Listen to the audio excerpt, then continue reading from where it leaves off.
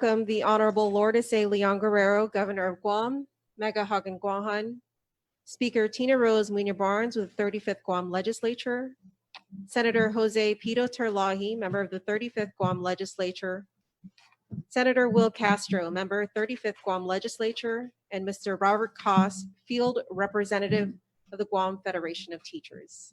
And now to Governor Leon Guerrero for her opening remarks. Thank you, Janella. On May 14th, 2020, the Attorney General issued an opinion stating that the double pay provision of existing personnel rules and regulations would lead to severe inequities if strictly applied. While the AG's opinion is consistent with the review conducted by my own legal team, hundreds of COVID heroes who were called into service during this emergency and risked their lives and their families' lives. We will be forever grateful to them for protecting our people and saving lives. We knew this to be true and attempted to correct it through the establishment of the COVID-19 differential pay. Thanks to joint efforts by GFT, Speaker Barnes, Senator Pito Terlahi, Senator Clint Rigel, Senator Will Castro, and Senator Mary Torres, I have agreed to a legislative measure that will compensate classified workers called to duty during this pandemic.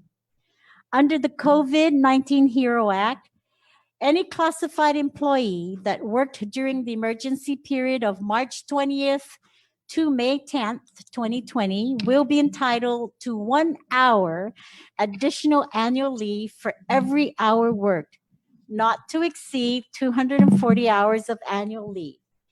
120 of these hours can be cashed out at the request of the employee by or before October 1st, 2020. Our laws have long recognized the need for special pay during a typhoon.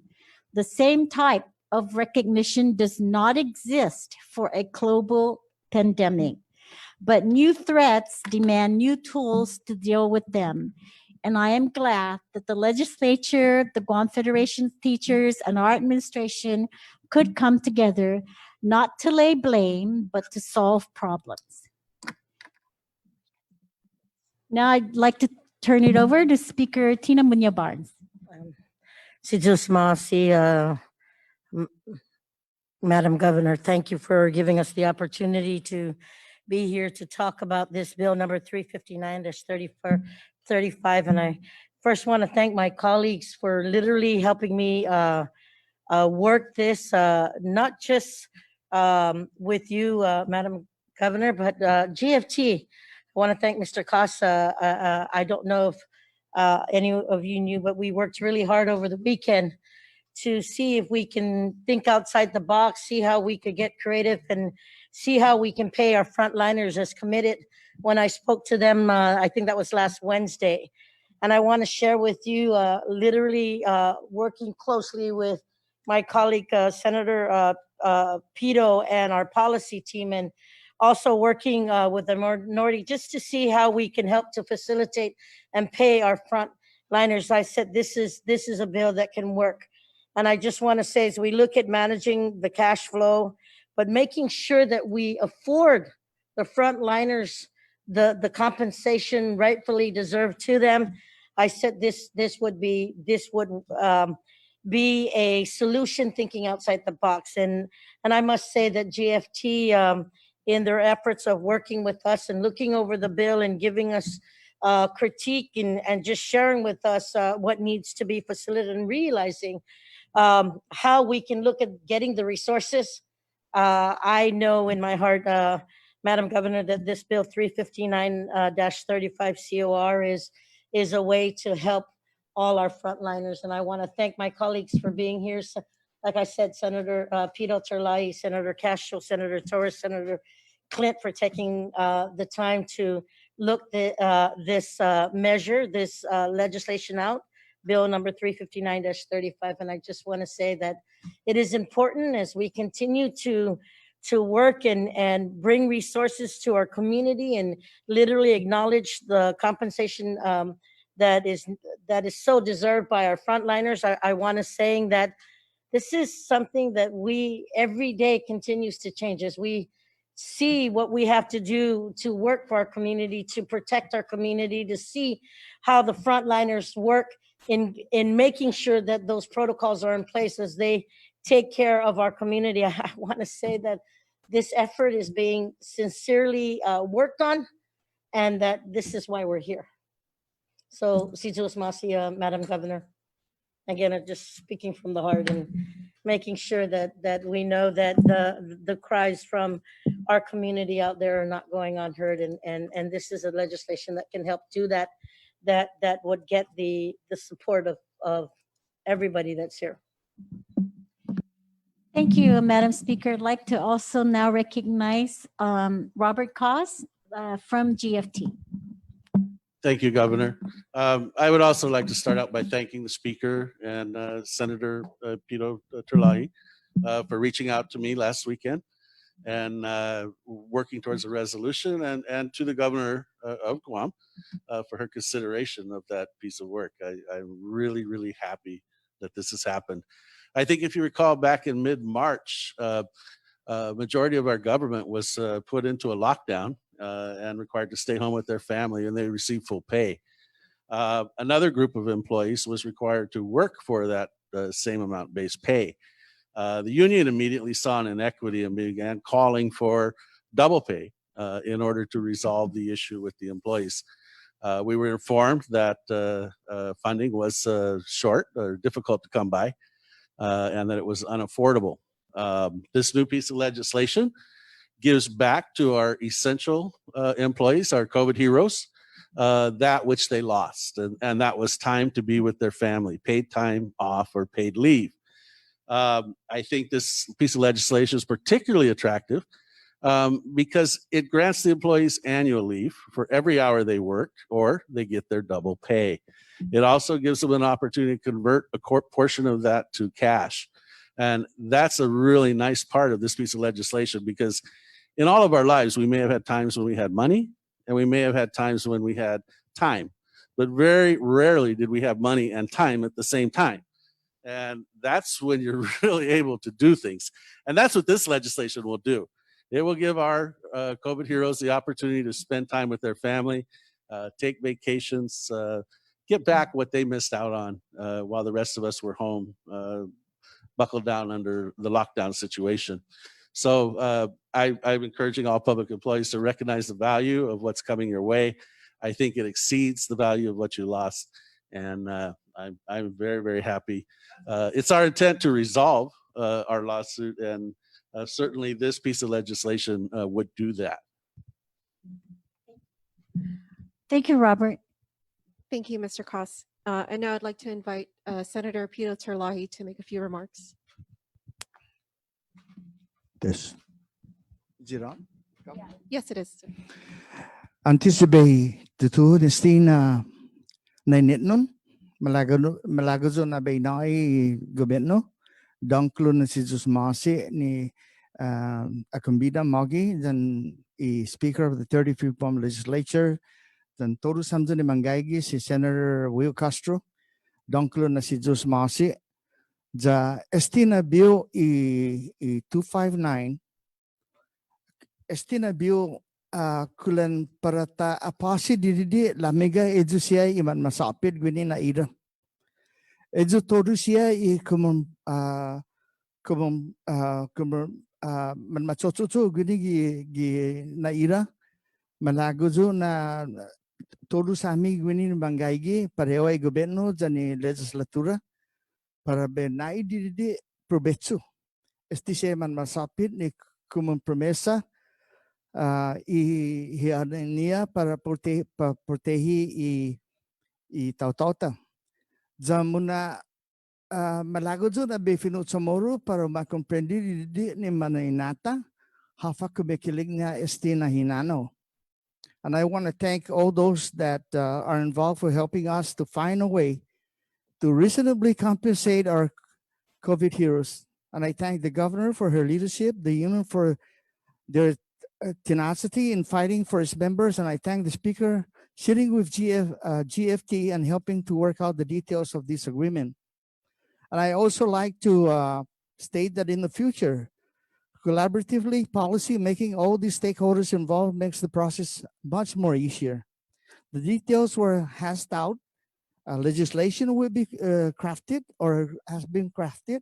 Review of legal and agreed by the administration, and all three parties were amenable to small changes that needed to be made to ensure our hardworking heroes were justly compensated for putting their lives of our community above their own, which is the true measure of these sacrifices. We need to work together now on legislation to clarify how compensate justly compensate the employees in the case of a second wave and any other new pandemic that may arise in the future. My office has pledged to GFT to work collaboratively on this measure, and we will craft legislation shortly to provide a clear statutory fix to the obvious gap in the code. Again, I want to thank GFT, the governor, and the administration, and my colleagues for the support of this measure, and I look forward to its passage in every near future. And I just want to add a little bit that I wrote. I just want to reinstate what the governor mentioned. And I say this, that every government of Guam classified employee is entitled to 240 hours of annual leave, which is the fundamental basis for this particular bill 259.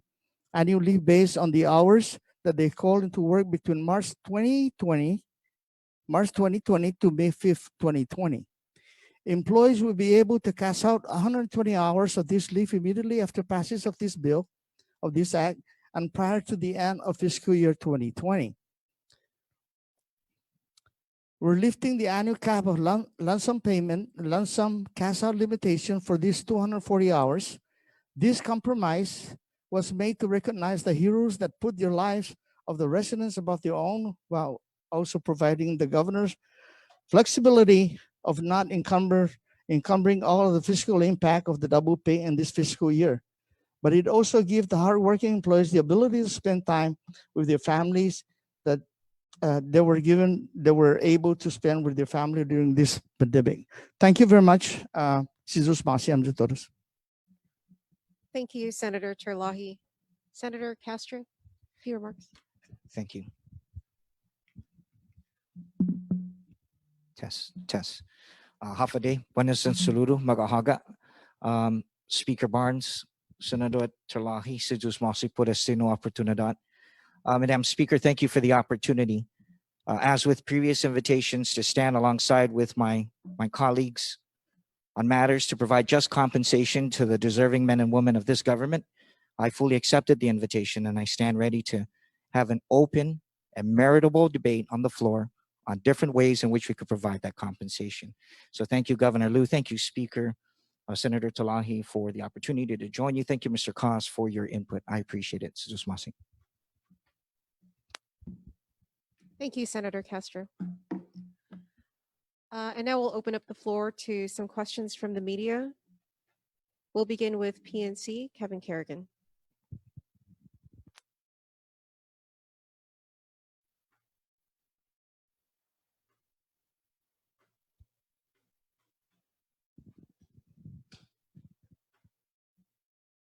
Half a day, everyone. This question is for the governor. Governor, can you hear me all right? Yes, I can, Kevin. Okay. I have a question about the contracts for the Wyndham and the Santa Fe. The JIC release yesterday said they were awarded by the General Services Agency. Obviously, this procurement for these two facilities was apparently done more deliberately than the prior agreements for the use of various hotels. Can you walk us through the decision to handle this procurement differently and why you decided to no longer use the Pacific Star? So, like I have always said from the very beginning, when we started having our COVID increases in our community, one of the contact sources, was from traveling from outside. And the best measure to prevent more spread in our community was to provide quarantine facilities and mandate quarantine facilities. And it was even much more urgent, knowing that the Philippines was the contact source of location. And as a result of President Duterte um, warning people that within 3 days he was going to lock down the Philippines, we had a massive transit over to Guam. And as a result of that, we wanted to also protect our community from exposure from outside. And so what happened was we needed to get these facilities right away. And I, through my emergency powers of the Public Health Emergency Act, instituted emergency purchasing. So we did that because it was truly, Kevin, a real dire emergency to try and house people so that they don't go into the community. And as a result, actually, most of our spread was a result of travel from the outside that came in, and then, of course, community spread. But we were also able to contain the virus as a result of our massive and assertive and quick response that we made. So the first set of purchase to these facilities was done through my emergency power and doing emergency purchase. Their contracts have expired, and so what we are doing now is we have to continue on the quarantine. And so we're not as urgent as we were before now. So we were able to use much more the deliberate way of doing it, although the first way was also very deliberate in terms that we had decided that it had to be done urgently and emergently. So we then did it through GSA. And by the way, also our first group of purchases was also sent over to OCD, the Homeland Security, and all the records are maintained there now. And so with this round of offers, we went out and did the request for interest, and we got interest back from the Wyndham, Days Inn, and Santa Fe. So we will then be using these facilities for quarantine. We decided to not use Pacific Star. We didn't really need that big volume, but I also had told my people that if our volume really increases beyond our current inventory of Wyndham, Days Inn, and Santa Fe, then we would have to look at other places, which again, Pacific Star may be that place. Thank you, Governor. And my second question has to do with the amounts that are being paid to lease these facilities. I gather now it's 3. I thought it was only 2, Days Inn, Wyndham, and Santa Fe. What's the amount we're paying, and are we paying for the whole? Santa Fe is $93 a night, and that includes 3 meals, laundry services, and also so that's the Santa Fe. For the Wyndham and the Days Inn, I am informed that's $110 a night, and if we needed to reserve rooms, I think I understand that there's some fee attached to that. So we're not required to pay for all the rooms in the hotel. We are only paying for the ones that are being occupied. And I think for the way Wyndham and Days Inn, it's also $110, like I said, but it also includes 3 meals a day and laundry services, both personal and hotel. Okay, Governor, thank you. And just to be sure, it's room by room and not for the whole facility. Is that correct? That's right. That's right. Thank you, Governor. And I just wanted to add, Kevin, that we weren't able to get that same kind of negotiation because, like I said, we were really pressed to get the hotel accommodations during the first, couple of weeks where we saw our COVID cases rise. And so in this case, we were given the only option is to lease the whole facility. Thank you, Kevin. Next is the point, Nick Delgado. Hey, everyone. So some great news with this legislation, Bill 359. I'm just taking a look at it. But at face value, I just wanted to ask for the people who would be benefiting from this. First, would that only cover between what the dates are in the legislation, March 20th and May 10th? And if so, what about the hours worked and the days worked after May 10th? And again, where would these funds be coming from? Nick, the intent of this bill was to cover all those who work through P Core 1. We are in P Core 2 right now. And again, if we hope that we don't ever have to go back to P Core 1, but I just know that in the efforts of paying those COVID heroes, we were looking at the P Core 1 stage, and that was back in March, I guess, 20th through May 10th, which was the time based on the executive order all the way up to the executive order putting us into P Core 2. And where the funds would be coming from?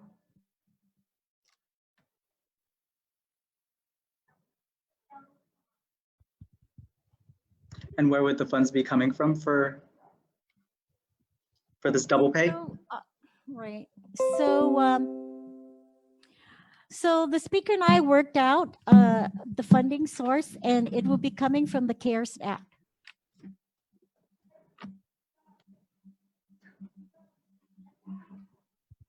Okay. And for my next question, more so a follow-up to what was asked by Kevin to the Pacific Star. First off, thanks for the explanation of how you had to institute your emergency powers to make those purchases. But just to be clear then, since we've withdrawn the cabinet officials from those quarantine sites, essentially ended the Pacific Star services and then revised the process to start hotel procurement with the General Services Agency, is the administration then acknowledging that the first process to hire the hotels verbally was either wrong or illegal? And will someone be held accountable if so? And how will PAC-STAR payment be justified if that process was incorrect? First of all, it's not an acknowledgement that the first process was illegal or not correct.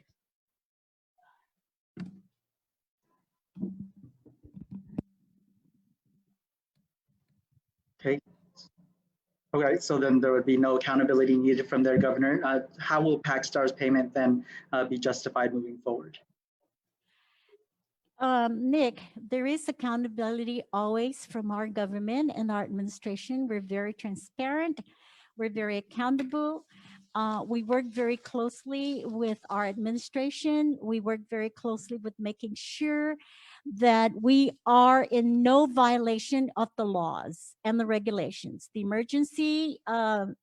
Public Health Emergency Act gives me that authority. And the authority is that I can institute emergency powers to purchase these facilities. And, you know, I have explained in numerous occasions why I did that. And it's all for containing the virus, saving lives. And it's unfortunate that from this virus, we have had 5 fatalities. Nowhere in the history of our disaster in Guam have we ever lost this much individuals who we love so dearly and who are members of our community. So I had to act, like I said, very expeditiously. I had to make decisions right away. So none of the work and none of the actions, none of the decisions that I have made is incorrect. None of the decisions that I have made is illegal. And so I do not acknowledge, because of how we did the second process, any wrongdoing or any illegality or any kinds of violation of laws, rules, and regulations. Thank you, Thank Governor. you. Thank you, Nick. Pacific Island Times, Johanna Salinas. Good day, everyone. Today. Hi, so my first question is, how has the first week of reopening been? Do you think it's been successful? Yes, I do think it has been successful, Johanna. We are really following mobility of people, and Google, Apple has the ability to track people's activities through your smartphone. And so we are able to get that analysis from Google, and we're seeing that through our mobility tracking in Guam, people are still not going out. I think there's still a lot of fear from our people. And so they're a little bit reluctant to increase their activities. And also, we're tracking, like I said, the number of cases that we are seeing, and we continue to contain the virus. There are some days where we have 0 positives and some days that we only have 1 or 2. So that's good sign that we are containing the virus. And even in light of the fact that we have expanded our testing, so we have gone out to the community and tested cluster areas. We have gone out in the community and went to villages. We went through senior citizen housing areas. We've gone through apartment buildings. We've gone through our healthcare workers, some of our healthcare workers. And I think we're going to be doing more of that this week again, so we can see what the behavior is of our people as a result of lifting more restrictions. And so if we continue on in this track, we look to lift more restrictions in the future. Okay. And my next question is, do you think it would be a good idea to have GovGuam employees be tested before fully reopening? Yes, that's a great idea. And we will probably do it as much as we can based on the inventory of the testings that we have. Thank you, Okay. Johanna. Thank you. I-94, Adriana Cotero. Hi. So as we know, the Guam National Guard has assumed oversight operations of the quarantine facilities, those now being Santa Fe Hotel and Wyndham Garden, Days Inn. So will the directors and deputy directors that were previously manning the sites be subject to a 14-day quarantine or have to undergo testing prior to returning back to their agencies? I haven't really discussed that with them. I don't know if they're totally all gone, and I don't know. I think there's a transition period still that's happening because we still have to transition from Pacific Star over to the other facilities. So I don't think we will be doing a 14-day quarantine, but testing is a strong possibility. Okay, but just to clarify, as far as you know, they will not have to do even at home quarantine or anything. That's right. Okay. All right. For my follow-up and just staying on this transition, do you think your cabinet members and political hires who, have described themselves as quarantine soldiers and quarantine shepherds, do they deserve a special recognition for their efforts in responding to COVID? Or do you believe they are already benefiting from their salaries with that additional 15% COVID differential pay, the catered meals that were there? Does that show their efforts were appreciated? I think all of those showed their efforts are being appreciated. And yes, I would like to do a special recognition for these individuals who have sacrificed their families. They have not gone home. These individuals have sacrificed their lives. They have volunteered and they have agreed to put themselves in an environment that has increased exposure to the COVID-19, and what they have done to also allay the fears of our people that are quarantined, to provide the necessities that they need, and to be just there for support for these people that are quarantined. So yes, they do deserve a special recognition. Thank you, Adriana.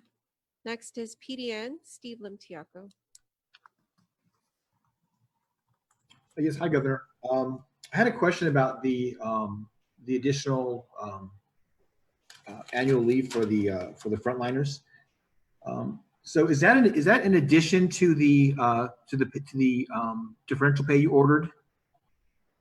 Are they going to get that in addition to that 25, 10%, 15% that was ordered? Yes, it is.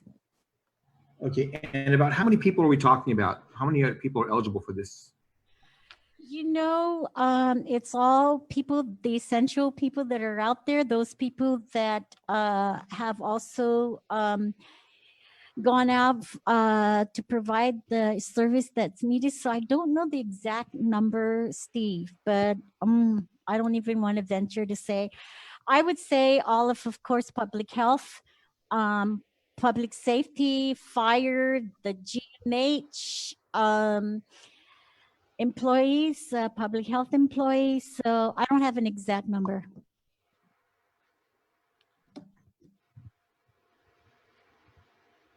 Anything else, Steve?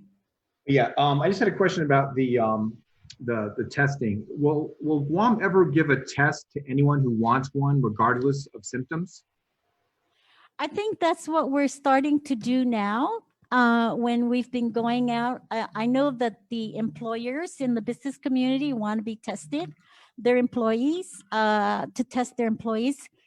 And so we're working it with the public health. Our inventory of testing and the recurrence or the frequency of restocking is pretty good. So as long as we have the inventory, we will continue on that path. Thank you, Steve. K57, Jolene Tovis.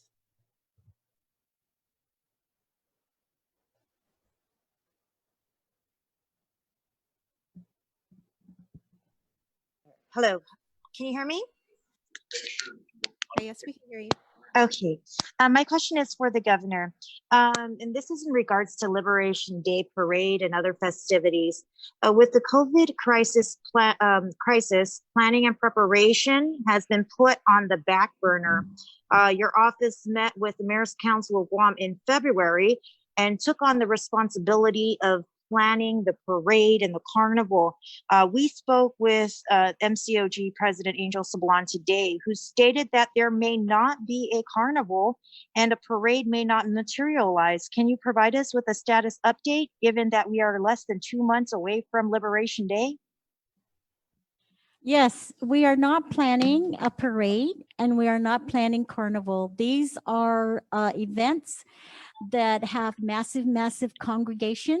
And at this point in time, Jolene, it is just less than, I would say, less than 8 weeks away.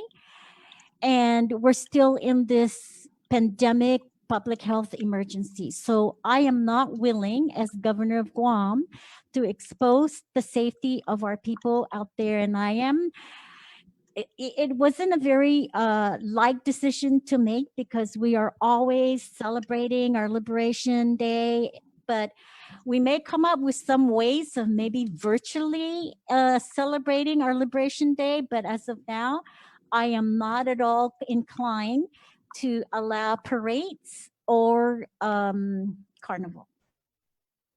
All right, thank you, Governor. Now, my second question is in regards to a reported shortage of masks at Guam Memorial Hospital, or COVID-19 hospital. A nurse indicated that GMH has been short on masks for well over a month, and that nurses have been asked to ration their masks and reuse masks, and even wear their personal masks used to enter and leave the facility during their shifts. In addition to this, they were also asked to ration sanitizer wipes, hand sanitizers, and gloves. Can you confirm this, and also give us a status on where the hospital stands with requisitions of PPEs for hospital workers? So I don't know where you've got your information, but it is incorrect. We have a daily meeting with all of the heads of the various agencies, public health, GMH, and we just discussed this inventory actually just about Friday or Thursday. And we were even thinking about, well, what about if we charter a flight? Do we need to charter a flight to bring in more supplies? We were assured through Homeland Security and the Office of Civil Defense that we have enough PPEs And they gave me an inventory. I don't have the exact number with me, but you might do a fact check with Chuck Esteves and also Lillian Posadas, who is the head of the administrator of the GMA, just informed me that they are okay and they feel confident with the inventory. And so I don't know where you're getting the months and also the number of shortages. But I suggest that maybe you talk to Chuck Esteves and also to Administrator Lilian Posadas to get the facts right. Thank you, Jolene. Next is Guam Daily Post, John O'Connor. Hello, everyone. This question is directed to our GFT representative, the governor, and our lawmakers. Senator Tilana Nelson just introduced a couple bills. One of them is Bill 357, which does award double pay to certain essential employees. I'm wondering if this kind of legislation will gain support from any of you. I personally did not read the logistics of Bill 357 with Vice Speaker Nelson, but if it relates to the paying the double time and all that, what we've worked on with GFT is to see how we can pay our frontliners, working closely with the administration, because the resources that will be utilized would be through the CARES Act. And Governor and Mr. Cost, any of you So- heard about this bill? And So, John, like the speaker, I've not really seen her bill nor read her bill. So at this point of time, I have no position on it. But I do feel that bill number 359 does meet the needs of our frontliners, does meet our concern and our ability to make sure that we recognize these frontliners who, again, have stepped up to the task of protecting our people and saving lives. Thank you, John. That's a good question. I think I'm sorry, Mr. Cook, I can't hear you.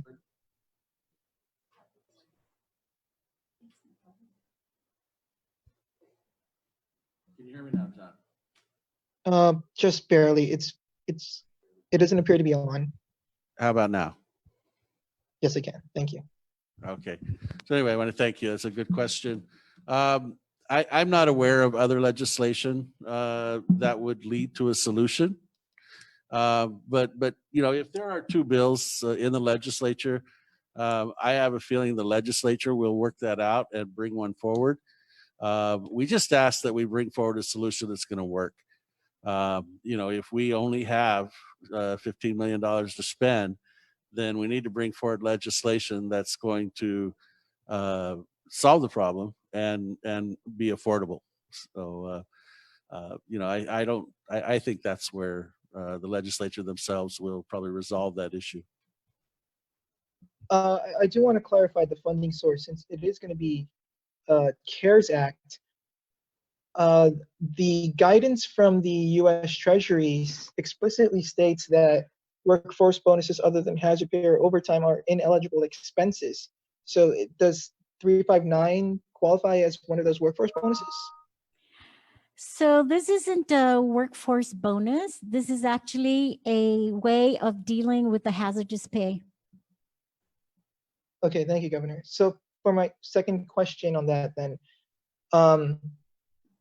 and this is following up with the initial contracts, the initial quarantine facilities and the laundry services, the ones procured by your legal counsel. On May 8th, you did issue the instructions to BBMR to pay for these services. I'm wondering if there were any red flags or concerns regarding pay to these companies, because these are non-executed contracts. So again, these services were purchased during an emergency situation. And I realize that the pandemic crisis is a really unique emergency throughout Guam, and not just Guam, but nationally and globally. people have never expected this kind of a pandemic crisis, where, of course, hundreds and thousands of people have lost their lives and millions have been COVID positive. So again, to try and contain this virus and try to prevent Guam from having this big, serious catastrophe, I had to work quickly. And I used the law that was provided for me and the authority given to me to procure those services. So those services were purchased. They're laundry services. They are services that were delivered, and we have an obligation to pay it. And so we have paid it within the legal authority and not in any violation of any laws, rules, or illegal misdoings. Thank you, Governor. That is something I wanted to clarify. These services have all been paid already, meaning it's complete? Yes. Complete? Okay. Thank you, Governor. Thank you, John. KUAM Nesta Lecanto.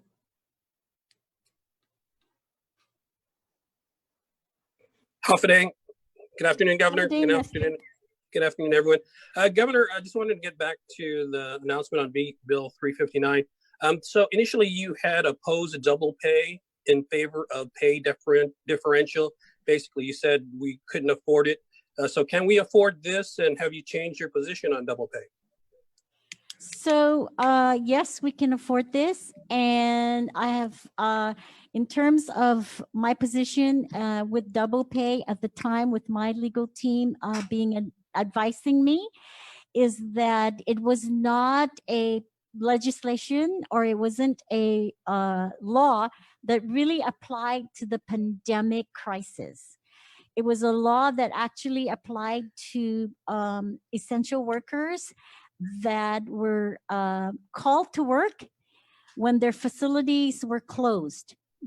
Our essential workers were called to work while their facilities were open. Public Health, Guam Fire Department, GPD, GMH, all those facilities were open. So it was in conflict with the law that currently is in the books. That's why the double pay did not apply, as I had always stated earlier. Thank you, Governor. My next question is for the Speaker. I assume, Speaker, that this bill will be on the next legislative session, and that you've got enough votes for it. I'm wondering, how soon will these essential employees be able to see this annual leave reflected in their paychecks, and how soon will the money be available for them to cash out?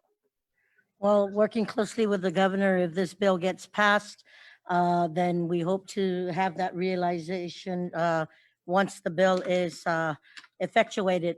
I want to share with you, Nestor, that when I read the governor's veto,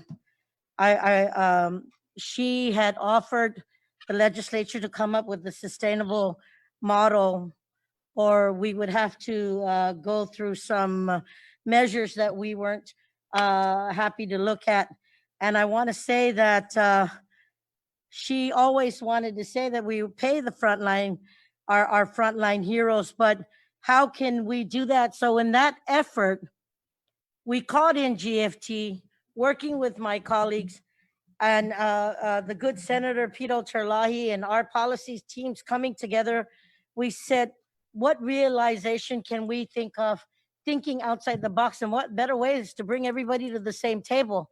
And that's why when we came up with this recommendation to see, based on managing the cash, what can we closely work with? And when GFT said this looked good, this was a plan forward we can work with, working closely with the administration, working closely with the resources. Now, mind you, resources is key here. Where are we going to get the funding source to help work with this? And I'm saying that this bill is that step forward for the realization. And I must say that I have to thank the players that are here today.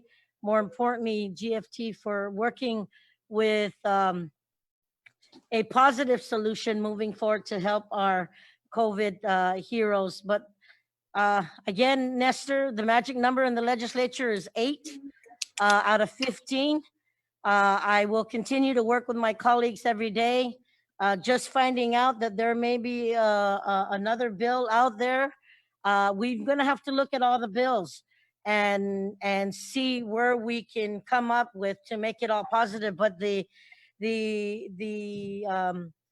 blueprint or navigating the bill 359 here is a start, because bringing everybody to the same table is easier than trying to piecemeal it at a time. So my take to you, Nestor, is knowing that we've got the buy-in, working close with GFT, working close with the administration, working with my colleagues, and knowing that that magic number of 8 will work. I'm hoping that I can get unanimous support, but in the meantime, I probably would have to see what the other bills entail.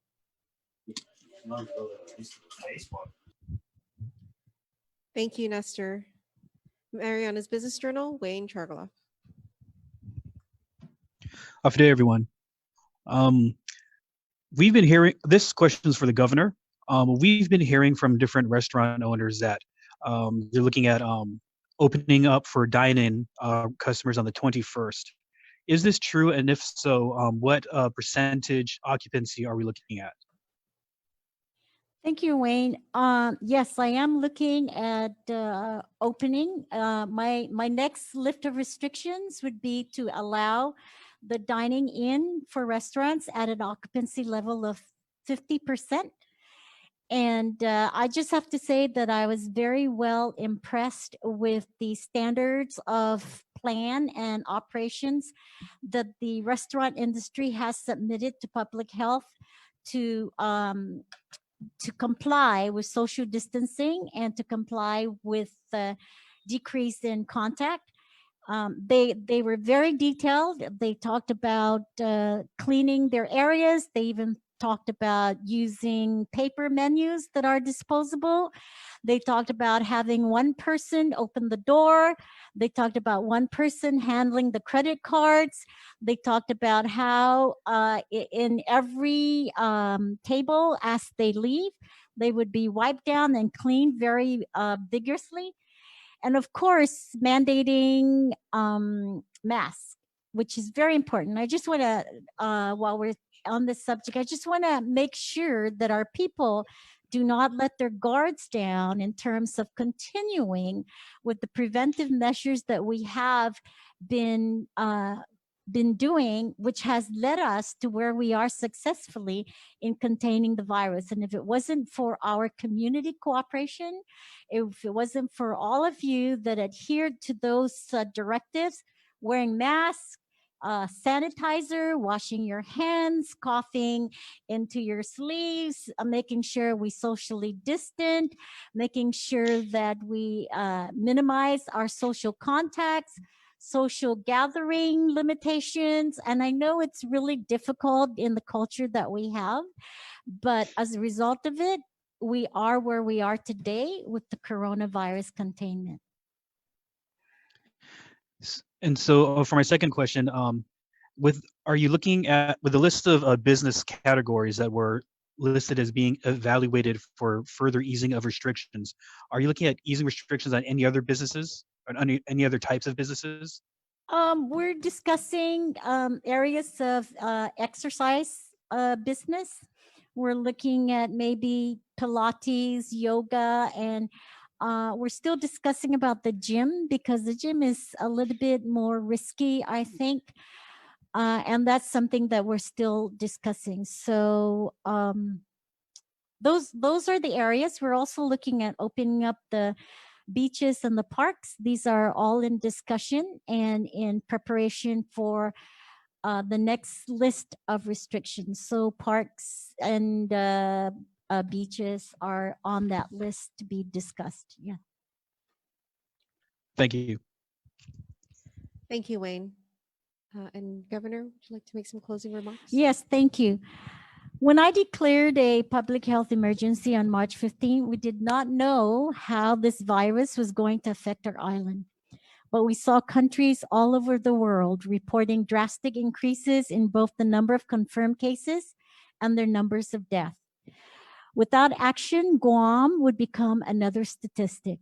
To prevent this from becoming our reality, we swiftly instituted a strict quarantine policy for all travelers into Guam. While necessary for the health and safety of our island, we know being at a quarantine facility can heighten feelings of stress and anxiety. But our quarantine workers did their best to make sure those staying at these facilities were as comfortable as possible. They catered to their needs, protected them, and cared for them. And these workers put themselves at risk. At times, it was a thankless job, but they were there, serving our community from the very beginning. Thank you to the workers at the quarantine facilities for your work at these sites and to the